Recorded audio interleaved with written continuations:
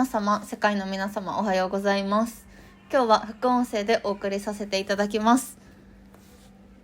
私はですね、大阪万博初日に行ってきました。これ今初日の様子です。10時から入場のチケットを1週間ぐらい前に取ってて、で、10時さすがに混むだろうなと思って、9時12分ぐらいに着きました。こんな感じの様子です。で、もう中に入ってますね。中に入りました。だいたい10時半ぐらいに中に入れました。脈々。一番最初入ってすぐフランスがありました。フランス私行きたくて、でもチケット取れないなと思ってたんですけど、フランス予約いらないんですね。で、10時40分ぐらいから並び始めて、だいたい10分後ぐらいかな、中に入れました。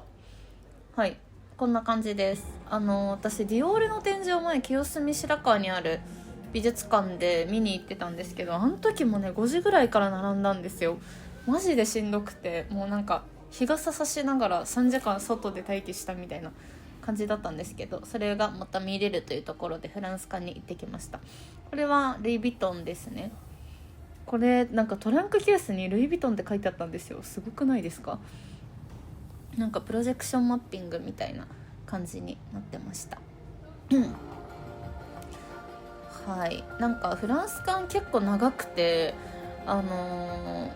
見に行く方ちょっとゆとり持って見に行った方がいいかなと思います。普通になんかのんびり回ってると30分も普通に過ぎるぐらいのフランス館ボリュームでした。なんかディズニーランドみたいな感じでしたね。はいで、ディオールのお部屋に移動しました。これ今気づいたけど、これフランスの色じゃん。すごい。赤と白と青。今気づいたんだけど。はい。で、これは清澄で見たのと似てるというか一緒かな。でもなんかちょこちょこ違うのがあったので、行き方面白いかなと思います。はい。でね、この時まだ晴れてたんですよ。もうこの日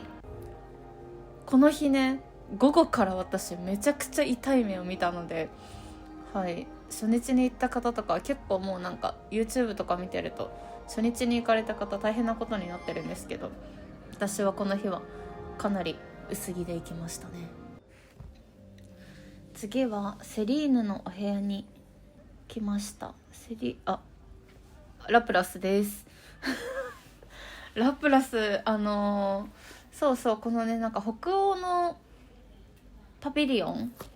に行く途中にラプラスを見つけまして、ちょっとこの動画の中に入ってないんですけど、私はラプラスの前でポケモンをひたすら捕まえていました。だいたい15分ぐらいポケモン捕まえてました。これ今北欧館の中にいます。でね、なんか北欧館の限定ムーミンどれかよく分かんなくて、基本的にムーミンショップでも買えるかもと思って私ここでは何も買わなかったんですけど、結構こういう80周年のグッズがいろいろ置いてあったりとか、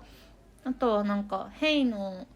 ものとかフクレンのコーヒー豆とかいろいろ北欧のアイテムが置いてありました。このステッカー私ムーミンショップで見たことないんですけど、売ってるのかな。1000円ぐらいの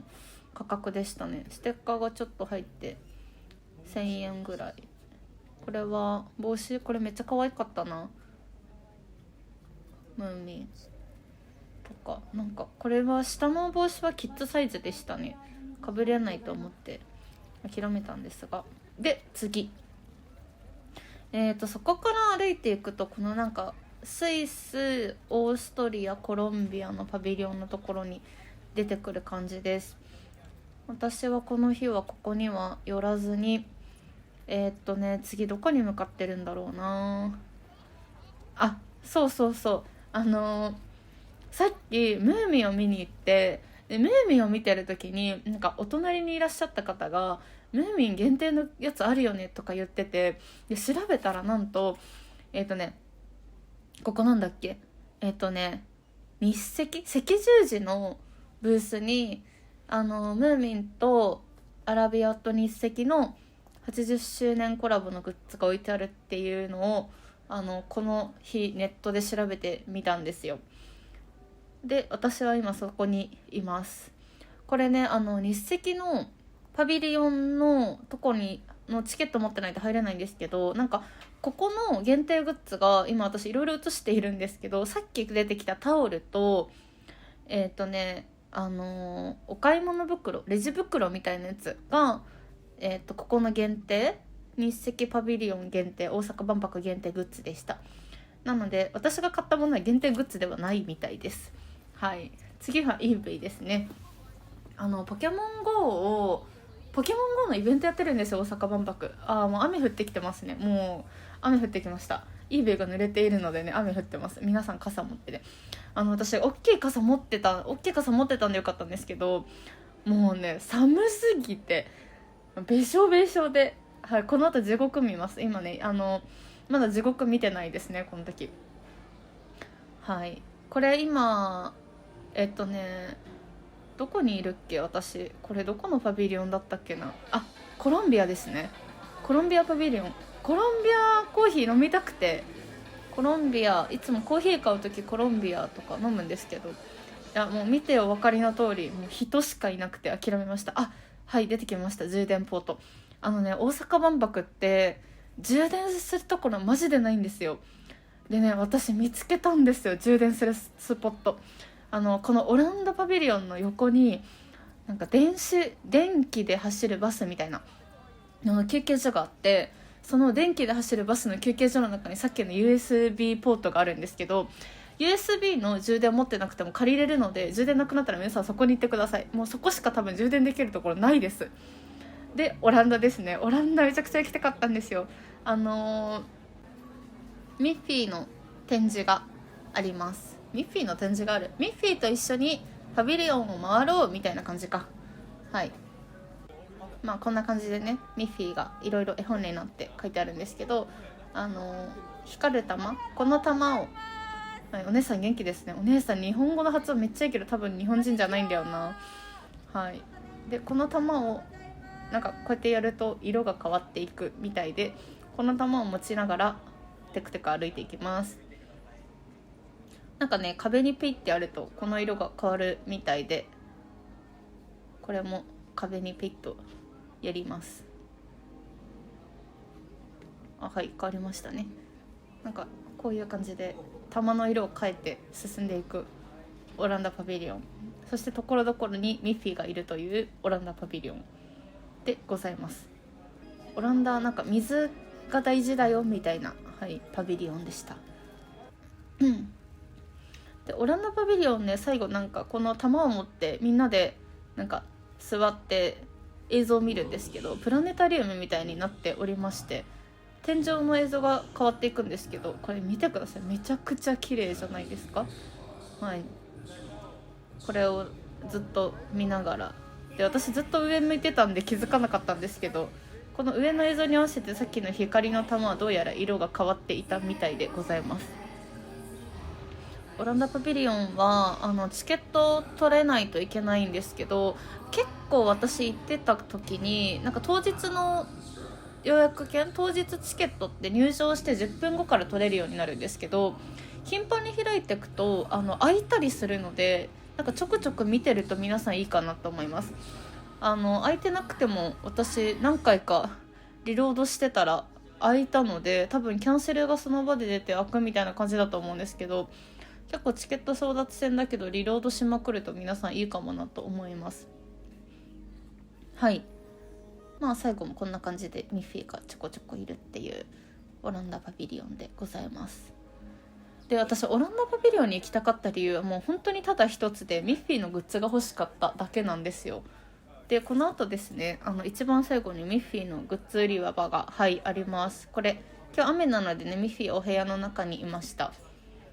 めちゃくちゃ可愛いですね。でここからミッフィーグッズの紹介をひたすらしていきます。これはねわかんないけどめちゃくちゃ可愛かった。なんかコラボなのかな、フレグランス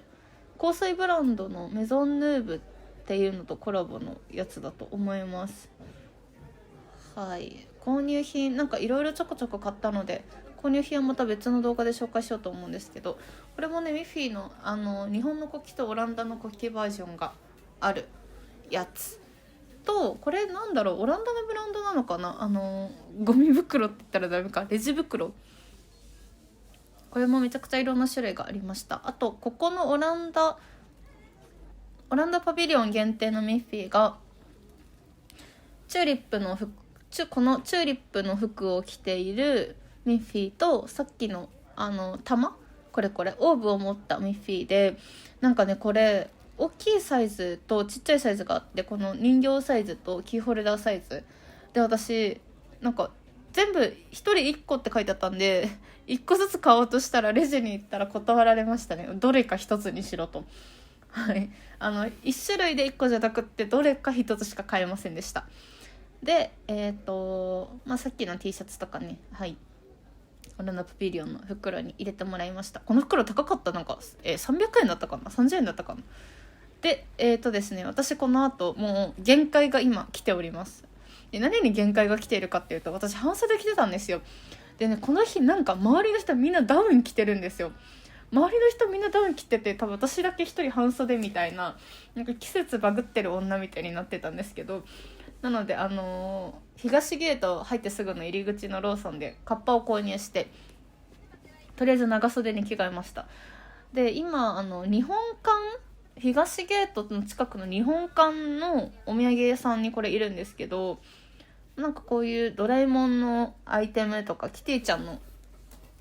コラボアイテムとか、あとはベアブリックか、さっき見せてたやつ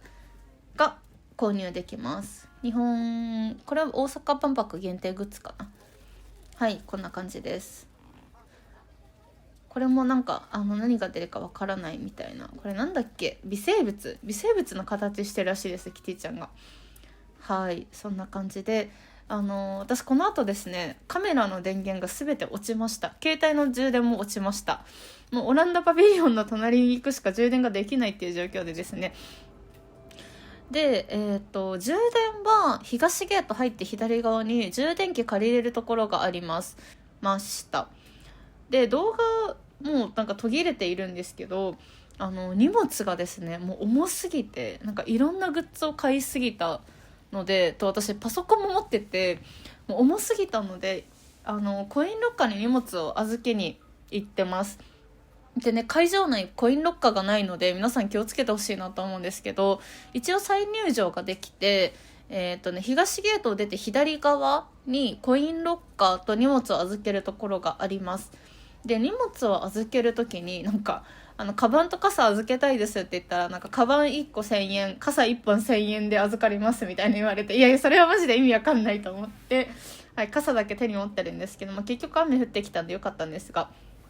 はいっていう感じなので、なんか皆さん荷物預けるときはなんかちっちゃいものまとめないと多分1個1000円取られちゃうので、気をつけてもらえるといいかなと思います。でね、これ見えます？下にファミマ見えるの。今下の方にファミマ見えてるんですけど、雨の日てか初日ファミマ30分待ちました。もうなんか寒すぎて、なんかカイロとかも欲しいのに、なんか冷感みたいな、冷感スプレーとかなんか汗拭きシートしか売ってなくて、コンビニに。なんでね、なんか寒い日気をつけた方がいいと思います。でここ島になってて、ディズニーランドみたいなイメージ持ってもらうといいかなと思うんですけど、もうマジで風吹いて寒いです。なんかディズニー行く時ってちょっと厚着していくと思うんですけど、冬とかイメージで行くといいんじゃないかなって思いました。なんでも4月半袖だとマジで寒いんで気をつけた方がいいかなと思います。でそんなこんなで私は今ですね、オーストラリアのパビリオンの中にいます。なんかさっきコーラとか映像で出てたと思うんですけど、はい、なんかこんな感じでね、映像めっちゃ綺麗だったな、どこのパビリオンもすごいですよね。なんかお部屋の中全体がこうやってモニターになっている、はい、オーストラリアパビリオンでした。オーストラリアパビリオンもねチケット必要なので、チケット取って行ってもらえるといいかなと思います。当日券が確か4つまで1人取れるので、その自分が入った時間が過ぎたら次のチケットが取れるようになります。なんで結構早めの時間からガンガン取っていってっていう感じがいいかな。多分入ってすぐに夜の遅い時間のチケットとか取っちゃうと1個しかも取れなくなっちゃうので、そこら辺も気をつけてもらうといいんじゃないかなと。でこれ今ね、なんか水のショーですね。ちょっとわかんない、何のショーかわかんないんですけど、行き着いた先でショーをやってましたはい、これも多分入場券とか予約制っぽいんですけど、私はそんな入場券とか持ってないのでかなり遠くの方から今眺めてる感じです。で最後にガンダムのチケット取れたので出ます。ガンダムすごかったな。ガンダムちょっとねぜひ行ってほしいので、なんかあんまり動画載せないようにしてるんですけど、なんかこれもねステッカーとかもらいましたね、最初に入った時。これはもうなんかユニバにいる気分だった。マジですごかった。何がすごいってなんか映像がすごかったんだよな。ユニバって言ったけどあれか、ディズニーランドのスペースマウンテンじゃなくって、なんだっけ、スターウォーズのやつに乗ってる気分だったな。スターウォーズのやつって乗り物に乗りながらなんかスターウォーズみんな戦うのを見てくると思うんですけど、あれだったマジで。乗り物とか乗らないんですけど、あれでしたね。はい、そんな感じで1日目は終了です。で私1日しか行くつもりなかったんですけど、はい、なんと2日目も来てしまいました。何が起きたかと言いますとですね、2日目仕事がなくなったので、大阪もう1泊できんじゃんみたいなノリで、はい、大阪2日目です。2日目マジで晴れてよかったですね。でさっき映ってたんですけど、やばい、たまごっちです。私9時のチケット取ってて9時に入ったんですよ。9時に入って東ゲートのローソンの奥にあるこのお店に駆け抜けたんですけど、もう9時10分ぐらいです。まだこれもうたまごっち売り切れでしたね。なんかこの日もなかったのかな。なんか初日もすぐ売り切れたみたいで、大阪限定たまごっち、大阪万博限定たまごっちでした。でなんだっけ、2日目ですね。9時に入場してます。で9時に入場して、でまたフランスに来たんですよ私昨日も荷物重かったのもあるし、はい、なんやらかんやらであんまり写真とか撮ってなかったんで、フランスパビリオン2日目です。1日目ね雨が降ってて私入らなかったんですけど、フランスパビリオン出たところにフランスパビリオンのグッズ売り場があります。これはなんかビトンと大阪のやつ、なんかこういうエッフェル塔アイテムとかもあるし、でフランスはこのセントジェームスとのコラボかな、限定グッズが売ってました。3160円かな。これフランスの国旗と日本の国旗がガッチャンコしてるやつで、この日ネル取れたんですよ。落合さんがやってるパビリオンでね、ヌル難しかったですね。なんか何難しかったかっていうと、なんかアプリ登録するんですけど、なんかアプリ登録して自分の全身を 3D スキャンしてなんか自分と喋れるみたいな感じみたいなんですけど、なんか私はうまくいかなかったですね。難しかったです。これもなんかぜひ行ってもらえるといいかなって思うんですけど、なんか私の名前さっき出てきましたね。その隣の隣の隣ぐらいにある、北欧パビリオンにまた来ているんですけど、はい、同じとこ行ってるじゃねえかっていうね。でこの日は晴れてたのでここのカフェに行きました。ノルディックフードバーで、ここ何がいいかっていうとこれです。見てもらうと分かると思うんですけど、このキノコと机がヘイのものでフクレンのコーヒーが飲めるっていう。でフクレンのワッフルとかも食べれます。そうそう、なんかこの北欧パビリオンのこの水、なんか勝手に持ってっていいよスタイルだったんでもらってきました。本当にもらってよかったのかな、ちょっと分かんないんですけど、みんな勝手に水もらってったんでちょっといただきました。なんかはい、お水あそこ行けばもらえます、皆さん。でその後がポルトガルかな、行ったかな。ポルトガルはね隈研吾さんのアイテムグッズが置いてあるみたいなことを聞いて、なんかおしゃれなグッズいっぱい置いてありましたね。ここその隣がある白い建物右側に映ってるコロンビアでコーヒー飲んでたとこですね。でその奥のなんかちょっと見える丸い球体のところがスイス、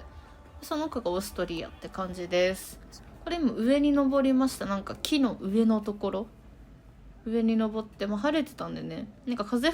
強いとなんか皆さん上から降りてきてくださいみたいなの流れてたんですけど、初日で、その後私これは日本館ですね。日本館はなんかキティちゃんが見たくて行きました。なんかドラえもんとこれなんだっけ、ベアブリックもこうやってちょこちょこ出てきます。これね、キティちゃんなんか、へえ、今気づいたわ、なんか名前ついてんだ、オカメケイソ、ちょっとわかんないけど、日本館もめちゃくちゃでかかったですね。結構回るの時間かかるんじゃないかな。普通にちゃんと見てると1時間ぐらいかかると思うけどな。これ日本館のユニフォームの帽子売ってましたね。9000円ぐらいだった気がする。はい。あとこんな感じでいろいろグッズが売ってます。次がですね、どこだっけこれ、ベルギーパビリオンに来ました。ベルギーパビリオンはお土産屋さんだけ見れるので、お土産屋さんに入りました。なんかね、これフランダースの生姜パンとか、あとチョコがたくさん売ってて、ゴディバのチョコとか、何が売ってたっけな、なんか今ここに画像に出てる感じの、とにかくめちゃくちゃチョコレート売ってました。次、パソナ。パソナは私これあれでした、入場チケットいるんですけど、なんかこの時間誰でも入れますみたいな感じになってましたね。で、なんかこれ遠隔ロボットの紹介してたんですけど、なんか多分私はオペをしてた人間なので、これはめちゃくちゃおもろいと思って見ていたんですけど、オペ室、空飛ぶオペ室の紹介をここでされてます。で、パソナにも多分これは限定グッズなんですけどありました。アトムと T シャツ、これ5500円かな。パソナとコラボのアトム T シャツ、結構いろんな種類がありましたね。これ命ありがとう、命ありがとう。はい、あとはなんか T シャツだけじゃなくって本当にいろんなもの売ってて、これトートバッグだったり、なんかポストカードとかお菓子もあったし、なんかバッグとかタオルとか、はい、売ってましたね。これポストカードか。なんかブラックジャックのアイテムもたくさんありましたね。で、これハイジいるの気づきます？スイス館にいるんですけど、この中にハイジがいるので皆さんぜひ探してみてください。はい、本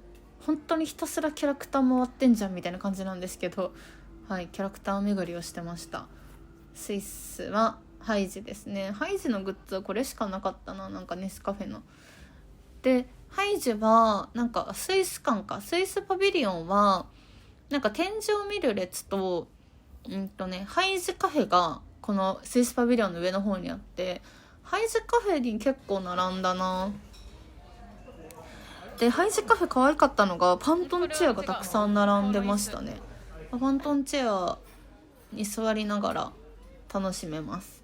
で、最後がこのアースマートっていうとこに行きました。なんか食べ物のこのカートね、なんか日本人一人が10年に食べるお米の量はこんだけだよみたいな、ことが書いてありましたね。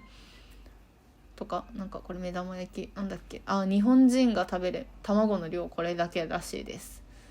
一人が一生で食べる卵の数、日本は28000も食べるんだって。でもミャンマーの人とか卵あんまり食べないんだ。2000個って書いてありましたね。そんなこんなで大阪万博を楽しんできた感じでございます。私行くならね、これ絶対一人で回った方がいいと思いました。